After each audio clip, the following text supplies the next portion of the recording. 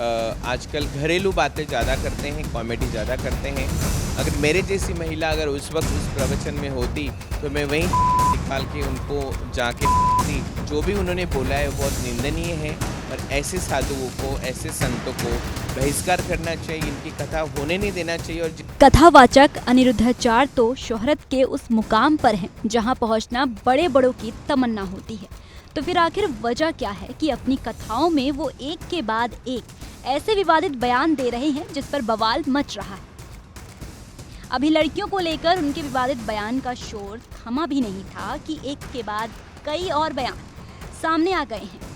कथावाचक अनिरुद्धाचार्य ने हाल ही में अपने बयान में कहा था कि अगर शादी से पहले लड़का और लड़की ब्रह्मचर्य का पालन करते हैं तो बच्चा स्वस्थ होता है, बच्चे को किसी तरह की बीमारी नहीं होती। अनिरुद्धाचार्य के इस बयान पर फिर से बवाल मच गया और इसी बवाल के बीच किन्नर अखाड़े की महामंडलेश्वर पवित्रानंद गिरी जब झांसी पहुंची तो उन्होंने अनिरुद्धाचार्य के खिलाफ ये बोलते हुए मोर्चा खोल दिया कि महिलाओं को लेकर जिस तरह की टिप्पणी की है, अगर मैं होती तो पीटती। बहुत गलत बात है।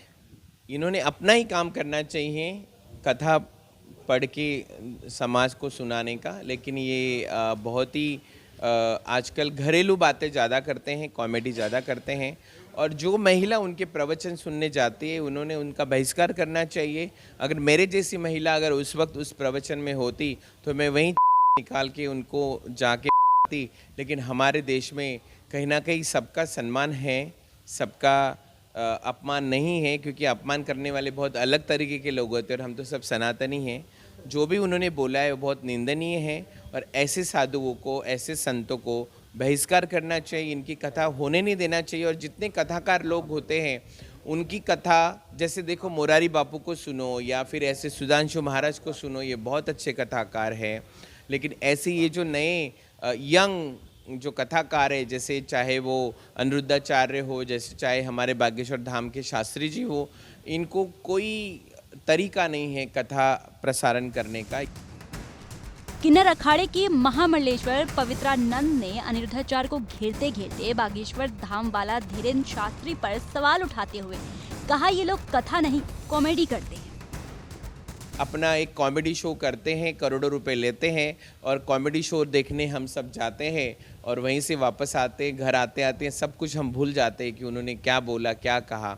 ऐसे लोगों का बहिष्कार करो और जो महाराज जी ने बोला है, अनिरुद्धाचार्य जी ने बोला है, इनको बहिष्कार करो। और मैं बहुत उनको क्या बोलूँ, अब मैं कुछ ऐसा तो बोल नहीं सकती जो देश को बुरा लगे, लेकिन ऐसे कथाकारों की कथाओं में ना जाए, ऐसे कथाओं की झूठी कथाएं ना सुने, जिनको खुद को नॉलेज नहीं होता है, वो दुनिया को भगवान का चरित्र बताते हैं। इनका पहले चरित्र हम देखें और ये खुद अपना चरित्र देखे फिर लोगों के सामने बैठे और अपनी कथा सुनाए।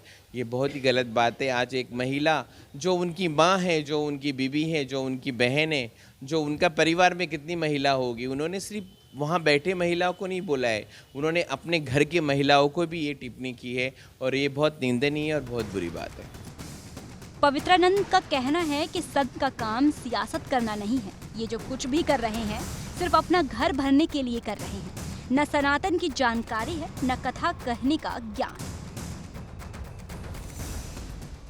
महात्मा इसलिए बने हैं कि जो सनातन का प्रचार करें और हमारे जो समाज के लोग हैं जो आड़े टेढ़े रास्ते पे चलते हैं उन्हें सही रास्ते पे लाने का काम करता है सनातन। यही काम करे।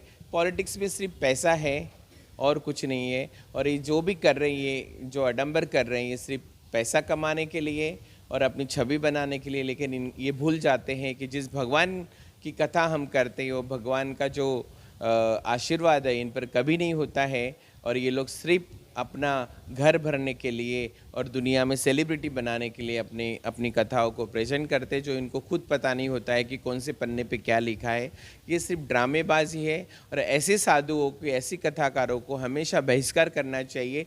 दोष उनका नहीं है, दोष हमारे समाज का है कि समाज बहुत इमोशनल है और कहीं ना कहीं अंधश्रद्धा अभी भी हमारे भारतीय लोगों में है। वो जिस दिन उनके दिमाग से निकलेगी उस दिन ये साधु संतों की कथा नहीं चलेगी।